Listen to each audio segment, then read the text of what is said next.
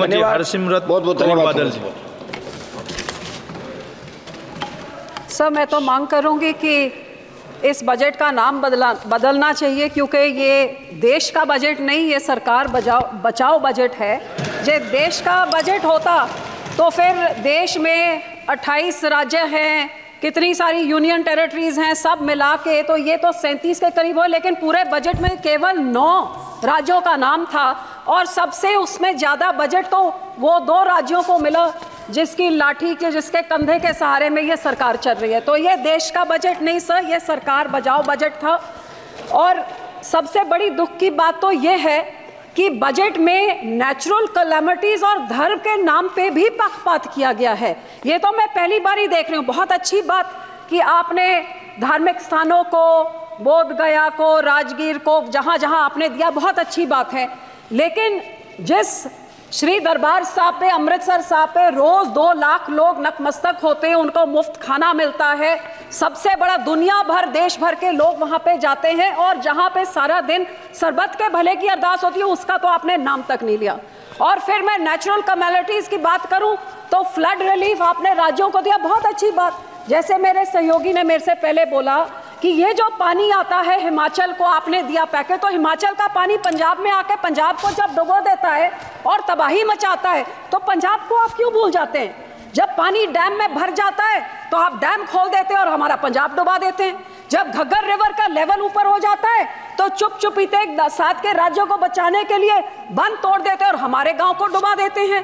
तो जब बाढ़ आती है तो उनको आपने दिया पैकेज में, उसका आपको आभार प्रकट करती हूँ, लेकिन हमारे राज्य के साथ क्या दुश्मनी है? क्या पंजाब के जनता, पंजाब के लोग, पंजाब के किसान, पंजाब का इंफ्रास्ट्रक्चर सरकार को मैटर नहीं करता?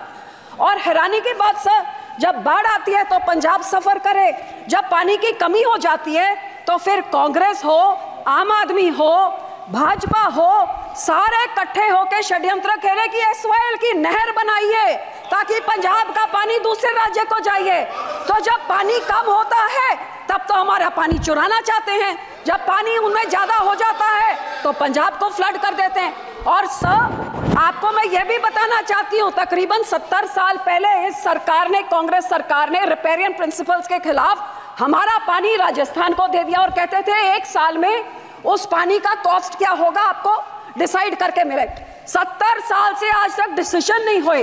तो जो पानी हमारा दूसरे राज्य को रिपेरियन प्रिंसिपल के अगेंस्ट जा रहा है, या उसको बंद किया जाए या हमें उसका पैसा दिया जाए, ये मैं आपसे आज मांग करती हूँ। सर, दूसरा मैं ये भी आपसे मांग करती हूँ कि सेंट्रल ग्राउंड वाटर जो कह रहा है कि पंजाब के सारे ब्लॉक्स क्रिटिकल हो गए हैं, हमारे ट्यूब में, हमारे वेल्स में पानी नीचे जा रहा है। आज की रिपोर्ट तो ये भी है कि टॉक्सिसिटी इतनी हाई है कि पीने लायक नहीं है। तो ये सर, हम लोग को तो मदद करनी चाहिए और इस पूरे बजट में मदद की बात दूर, हमारा नाम तक नहीं लिया गया। हमें डिमांड करती हूँ कि पंजाब को भी दिया जाए। दूसरी सर, मैं किसानों पे आना चाहती हूँ। 4 पिलर बोले थे, युवा, महिला, गरीब, किसान। किसानों को तो मैं बोलना नहीं चाहती, जो कितने किसान खुदकुशी कर चुके हैं, शहीद हो गए हैं, आज तक धरने में बैठे हुए हैं। लेकिन जो ये किसान हकी सरकार होती जो कहती थी 2022 तक हम किसान की आय दुगनी कर देंगे, तो मुझे इतना ही समझा दे कि 2022-23 में तो एग्रीकल्चर ग्रोथ 4.7 थी, तो फिर पिछले साल 1.4 क्यों रहेगी जिनकी पॉलिसीज इतनी अच्छी है? हकीकत यह है कि किसानों के ये दुश्मन हैं, किसानों के हिमैती नहीं हैं। आज हर एक तरह से महंगाई की मार देखिए। आज जो 8 साल पहले 40 किलो का बीज का एक बैग होता था, वो 800 से 1200 होता था, 2000 हो गया।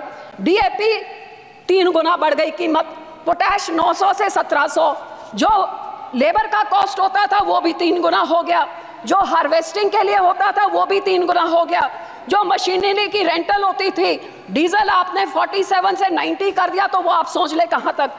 जहां किसान को रिलीफ देनी थी, उसमें रिलीफ क्या दी? मनरेगा में 0 इंक्रीज। लोग सोचते थे आप बढ़ाएंगे, अमाउंट बढ़ाएंगे, दिन बढ़ाएंगे, 0। क्रॉप इंश्योरेंस क्रीप को -2.6% उसके अमाउंट में कटौती करी। यूरिया सब्सिडी में -7.4 की कटौती, न्यूट्रिएंट बेस्ड सब्सिडी में -25% कटौती, गरीब कल्याण योजना का बजट 3.3% घटा दिया, किसान सम्मान निधि का 10% घटा दिया, 18 से 22 तक जितने फार्मर्स कवर अंडर पीए फसल बीमा योजना या सबका 8-9% उनका कट गया। और पंजाब की जब मैं बात करूं तो पंजाब की बेनिफिशियरी जो पीएम किसान निधि में थे और आवास योजना 2018 से घटते ही जा रहे हैं सर।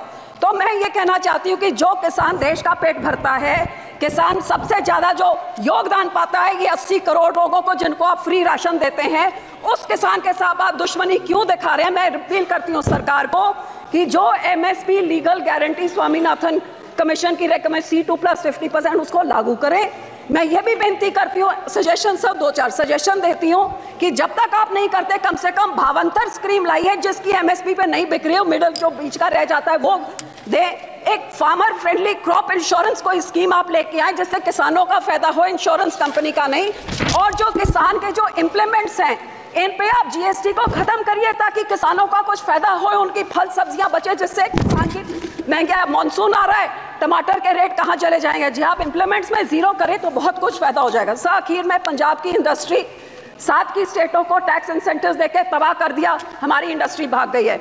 मैं सिर्फ इतनी बेनती करती हूँ कि FN साहब लुधियाने गए थे, वो मंत्री बनी बैठे हैं अब, वहाँ पे लुधियाने गए थे जहाँ पे उन्होंने MSME इंडस्ट्री को बोला था कि जो अमेंडमेंट 43B जिसमें मैंडेट किया जाता है कि 44 डेज में आप पेमेंट करिए, नहीं तो आपके जो टैक्स इंसेंटिव फोरफिट हो जाते हैं, वो इस बजट में उन्होंने नहीं किया। वो बहुत देख रही थी कि इंडस्ट्री करे। सर 2 मिनट, जो हमारी साइकिल इंडस्ट्री है, जो हमारी स्पोर्ट्स इक्विपमेंट इंडस्ट्री है, मैं आपको बेनती करती हूँ इंसेंटिव इंटरनेशनल बॉर्डर पाकिस्तान के साथ 2019 से हमारा वाघा बॉर्डर बंद कर दिया है, बहुत नुकसान हुआ है। ये बॉर्डर खोला जाए और हमारे राज्य को कोई टैक्स इंसेंटिव्स दिए जाए, साइकिल इंडस्ट्री को, स्पोर्ट इंडस्ट्री को बॉर्डर खोल के, ताकि हमारे इधर का व्यापार बढ़े और नौकरियां भी बढ़े। आखिर में सर मैं सिर्फ आपको यही कहना चाहूँगी, ये कांग्रेस पार्टी और आम आदमी पार्टी ने 10 सालों में पंजाब के खजाने को लूट के तबाह कर दिया है। हमारा यहाँ पे इतना ज़्यादा करोड़ 3.4 लाख करोड़ का कर्जा एक छोटे से राज्य पे चढ़ गया। GSDP रेशो 49% हो गया है। तो सर आप इनको सजा देने के लिए आप RDF रोक देते हैं, हेल्थ मिशन का रोक देते हैं, पर पंजाब के लोगों का क्या कसूर है? मैं आपको बेनती करती हूँ, जो हमारा पैसा है वो आप पैसा आप दीजिए। अनएम्प्लॉयमेंट रेट जो देश में उसका दुगना है, ड्रग अब्यूज से हमारा राज्य जूझ रहा है, और पंजाब में औरतों का तो ये हाल है कि कुपोषण वो भी बढ़ गया है, अनीमा भी बढ़ गया है, और आंगनवाड़ी के जो राशन मिलता है गरीब बच्चियों के लिए, लैक्टेटिंग मदर्स, प्रेग्नेंट मदर्स और बच्चों के लिए, वो इनकी सरकार ने, आम आदमी की जो सरकार वहां पे है, वो वेरका मिल्कफेड प्राइवेट आधारों से लेके प्राइवेट कॉन्ट्रैक्टर्स को देके सब स्टैंडर्ड चीजें लोगों को देके करोड़ों का घपला हो रहा है। तो सर पैसे ना रोकिए, इनको पिनलाइज करिए ताकि लोगों को उतना हक मिले। और सर आखिर में मैं यही कहूंगी कि सबसे highest population 32% SC population Punjab में है सर। सबसे बड़ा ग्रैनरी को योगदान पंजाब देता है। फ्रीडम स्ट्रगल में सबसे बड़ा योगदान हमने दिया। इस राज्य के मांगों को पूरी करके हमारे किसानों को हमारी चंडीगढ़ की राजधानी हमें दीजिए, हमारा पानी दूसरे राज्यों को जो आ रहा है उसको रोक के उसकी रॉयल्टी हमें दीजिए, नहीं तो वो सारे फैसले रिवोक करके हमारा पानी पंजाब पे रखिए। धन्यवाद जी, धन्यवाद करती हूँ, शुक्रिया।